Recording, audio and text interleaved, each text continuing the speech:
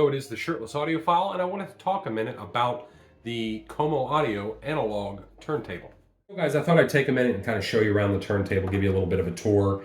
It's basically a classic project. It's sort of a hybrid of the primary and the E1. The E1 being, I believe, the successor to the primary. There are some notable differences to the E1 though, particularly in the platter and the tone arm. The E1 has a plastic tone arm, or excuse me, a plastic platter. This one has a steel, very similar to the Debut 3, if you remember correctly.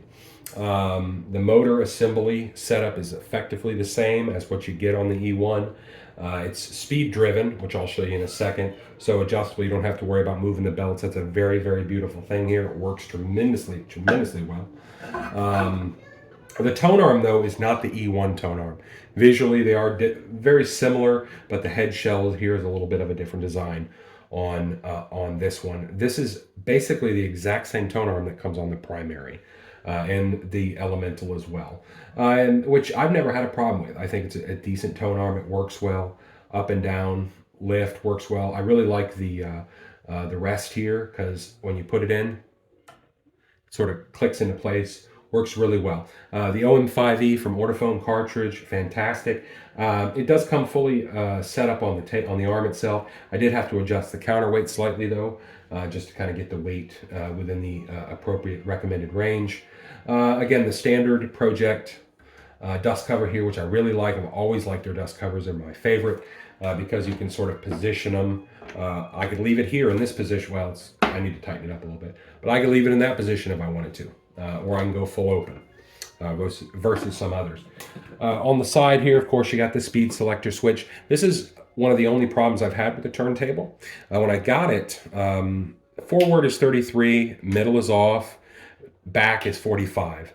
And when I got it, the 45 didn't want to engage. It kind of felt like I had to press and kind of hold it a second for it to hit 45. But since I've been using it and I've been trying to play a lot of 7-inch, singles and stuff, it seems to have broken in, I guess, and that fault hasn't appeared. Around the back, of course, you've got, power input here. This does have the built-in phono stage. There's a switch on the inside here where you can select between phono out, which means if like if a receiver or an integrated amplifier that you're using has a built-in phono stage, you select that and you can hook it up that way, or you can select line out and just run it to like an aux input or that kind of thing. And actually the performance of that has been really, really good. I've actually been quite surprised about the performance of that because my only other experience with a built-in phono stage and a turntable was with an Audio Technica. And it was one of those things is as soon as I stopped using it, I was like, oh my God, this sounds tremendously better. But actually, through a couple of different integrateds I have, to be honest with you, I couldn't really hear much of a difference. This thing actually sounds really, really good. But yeah. So yeah, getting to it, basically, like I said, it's basically the way Project talks about things. It's the Project primary SB phono. It has the speed box built in, it has the phono box built in, which makes it very versatile. It's a great product in that way. You can run the phono out into, a fancy integrated amplifier with a fantastic built-in phono stage, or you can plug it into, if you have a car stereo that has an aux jack, and you have a way to power the thing in the car, you can run this thing in the car, and listen to records going down the road. So that'd be kind of interesting, but, more specifically, it's a great value. It really is, and pricing, I bought this on Amazon for $150. Normally they're $350. And if you look at the primary E1 kind of ecosystem from Project, their pricing tends to be $300, $350 on up to about $450, depending on which variation you get. Whether or not it has the speed box, whether or not it has the phono. Obviously those things being included are more expensive on those models that do have them. Versus, models that don't. And so picking this up from Amazon for $150, you're basically getting a $450 turntable for $150 for a third the cost. It's a fantastic deal. It truly is.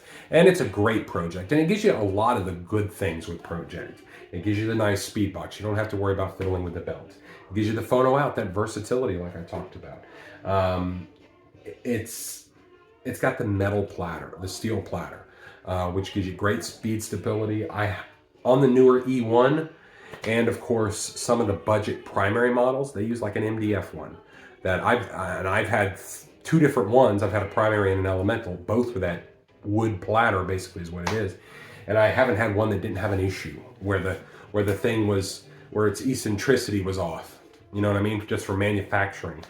It gets the primary tone arm, which I've liked the primary tone arm. It's set up from the factory, ready to go. Like I said, I had to adjust the weight a little bit, but that's not difficult to do.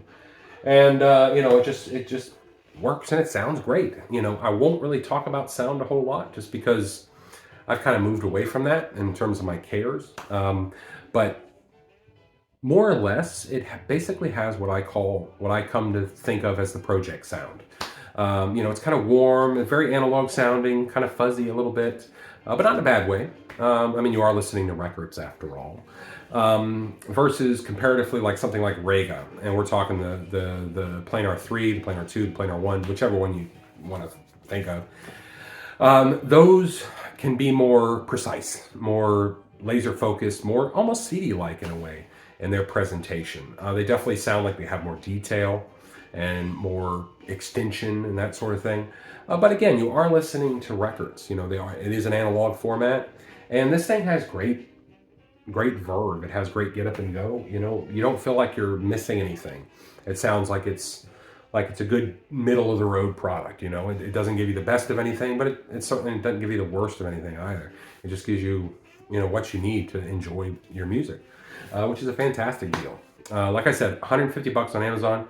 You can buy them from Como directly, and you also have a greater color choice. They're actually $125 on Como, but then of course you add in shipping and stuff. It basically is $150. But you do get the color choice that you have on if you go to Como directly. You have white, walnut, which of course is what I have, and of course black, which is available as well. But anyway, you know, like I said, you know, it gives a double thumb up for me. You know, I'm running this through a vintage system. I've never really cared for vintage turntables just because they can be great, but I've had bad luck with vintage turntables. When it comes to vintage stereo and hi-fi gear, I've had great luck with speakers. Every pair of vintage speakers I've ever had has worked well, functioned great, and sounded great. I've had a good 75% of success rate on vintage receivers and amplifiers in terms of them working well, sounding great, and functioning like they're supposed to. But when it comes to vintage turntables, I've had bad luck. So I like to try to get new turntables when I can. Plus, they tend to be simpler, and I've always been a big fan of simple. You know, from an engineering standpoint, you know, simpler is better, that kind of thing.